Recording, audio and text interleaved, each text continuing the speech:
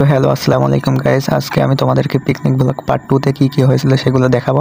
তো শুরুতে আমরা মুরগির দোকানে চলে আসি। এখন আমরা এখান থেকে 8 কেজির মতন মুরগি নিয়ে নেব। তো মুরগি দেখতেছিলাম, দোকানদার কাজ করতেছিল, এই জন্য মুরগি নিতে অনেক সময় লেগে যাবে, এই জন্য আমরা 3 বন্ধু মিলে চাউল এবং অন্যান্য বাজার করার জন্য চলে গেলাম। তো ওরা বললো যে আচ্ছা সমস্যা নাই, তোরা 3 জন যা, আমরা 3 জন এখানে আসি, মুরগিটা নিয়ে এসছি আমরা, তোরা যাই অন্যান্য বাজার করতে থাক।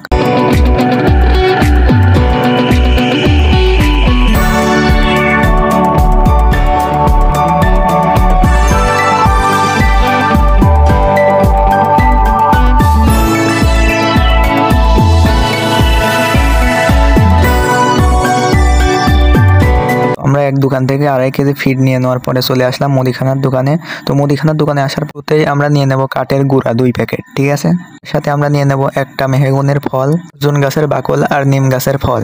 সুস্বাদুযুক্ত মশলা কেনার পরে এখন আমরা দেখতে যাব আমাদের সান্ডার কি অবস্থা। তো সান্ডা দেখার পরে আমরা চলে আসলাম কিছু ধুলাবালি কিনতে আর কি। তো কাকুকে বললাম, কাকু আমাদেরকে 1 প্যাকেট হল গুঁড়া আর 1 প্যাকেট ধন গুঁড়া দিয়ে দাও।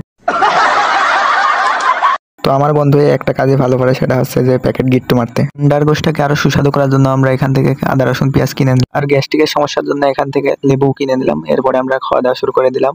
গাইস, রান্নাটা তোমাদেরকে দেখাইতে পারলাম না, কারণ আমি রান্নার সময় কাজ করতেছিলাম। এরা একটা কাজও করে নাই, সব কাজ আমরা 2-3 জন মিলে করছি। তো এখন এদের সেটা ভাঙা খাওয়া দাওয়া তোমাদেরকে একটু দেখাই। এই যে দেখো কি সেটা ভাঙা খাওয়া দাওয়া শুরু করছে, সান্ডার মাংস আর ডাউল।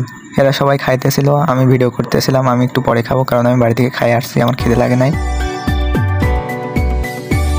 গাইস, আমার বন্ধুরা সোজাসুদি মারামারি যাই করুক না করুক, কিন্তু এদের বন্ধুত্ব ভালোবাসা কিন্তু ঠিক আছে। দেখো একে অপরকে কিভাবে খাওয়াই দিচ্ছে, কি সুন্দর করে। তো এখন আমি খাবো, তোমাদেরকে আমার খাওয়া দাওয়া একটু দেখাই। এত সময় এরা সবাই খাইতেছিল, আমি ভিডিও করতেছিলাম, এখন আমি একটু খাবো। আমি বাড়ি থেকে খাই আসলাম, এই জন্য আমার খিদে তেমন একটা বেশি লাগেছিল না। তো এখন আমি খাবো, আমরা 3-4 জন খাবো। এখন এদের খাওয়াটা দেখাই আর একবার। তো গাইস, একটু ডান্স করে ভিডিওটা শেষ করা যাক, লেটস গো।